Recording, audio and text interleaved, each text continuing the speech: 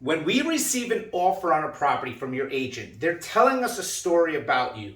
They're breaking down the offer and they're telling us all about you within an offer. And that's how we're going to judge you and your offer. We're going to judge you by a rating system, let's say, just like school A, B, C, D, E, F. So I'm going to go over with you an offer. We're going to make it up. And we're going to judge it together, and we're going to show you how to make the offer 1,000 times better. Now, this is going to be stated on a finance, not a cash. Obviously, cash is completely different, so we're going to do this on financing together. So let's say we're asking $300,000, and let's say your offer is $300,000. Right off the bat, you're telling me that the buyer doesn't really understand the market. Don't worry about escalation clauses, anything like that. You're coming in at full price. I hate to say it, but full price is like the lowest offer you can do. If I get 50 offers on a property, maybe one or two a full price, everything else is above. So an offer with a full price offer right off the bat is a bad offer, right? Right off the bat, anything full price or below is going to be a CDF, right? So your offer should always be above asking, right? Now remember, when you're breaking it down over 30 years, it's really not that much money to come up $10,000 or $15,000, right? But there's more important factors involved when coming above, and this is why we're going to talk about this. When your offer is above asking, you're telling the seller, look, I really want your property. I've been looking for a long time. I understand the market. I really need your house. I've been outbid 1,000 times. I'm going to give you more. I know your house is worth it. This is what you're telling the seller. I know your house is worth it. So when you come in full price, it's almost like, whatever. So if we gotta look at your offer and say, well, if it's full price, are they even serious? Do they understand the market? Does the agent understand what's going on, right?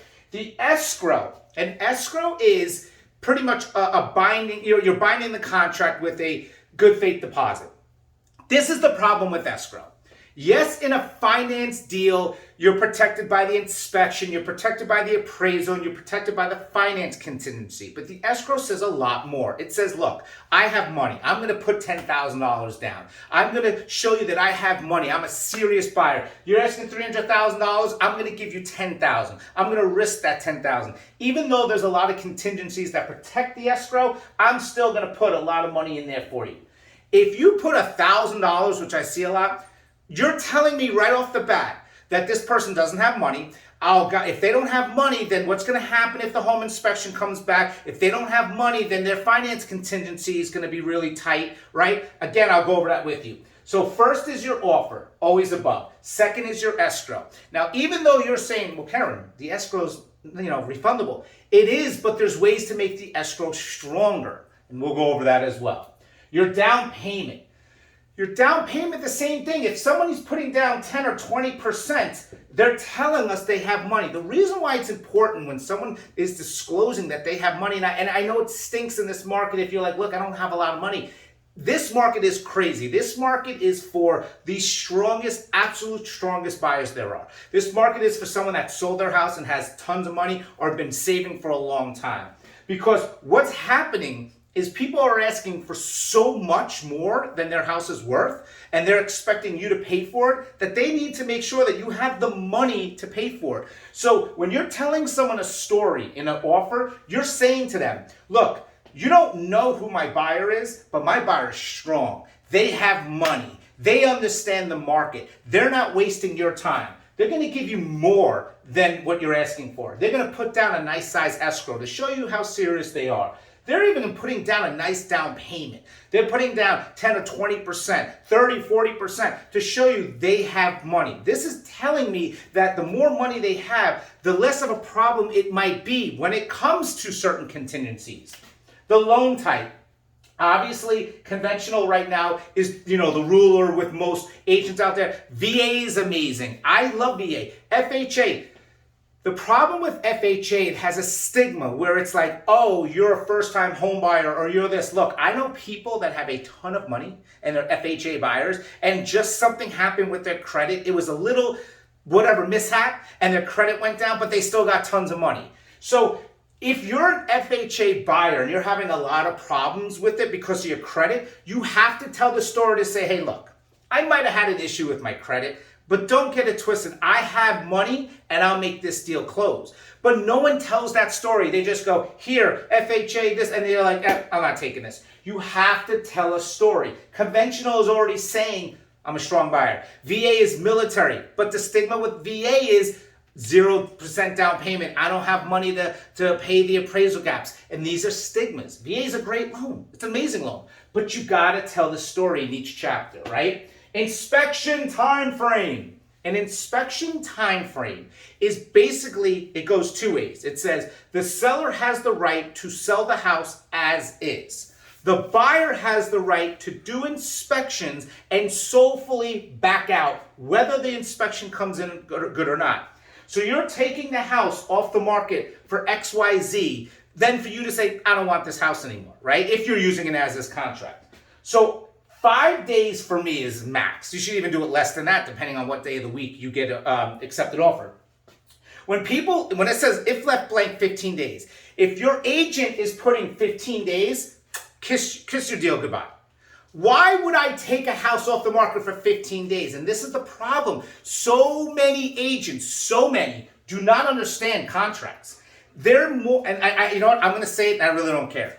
Agents are more focused on their commission splits and companies that give them more commission than obviously educating themselves. And I see it constantly when these offers come over and I have to call up agents and say, why did you make this offer? What do you mean? Well, this is completely wrong. Well, I don't know. That's what I was taught. My company doesn't teach me. It's so insane. Buyers, I feel bad if you're losing houses because remember, when you lose a house, and if you're losing to a cash deal, it's one thing. But if you lose on a deal, it's because you weren't presented correctly. The story told was you weren't a good buyer. And you might be a great buyer, but they didn't tell the story correct.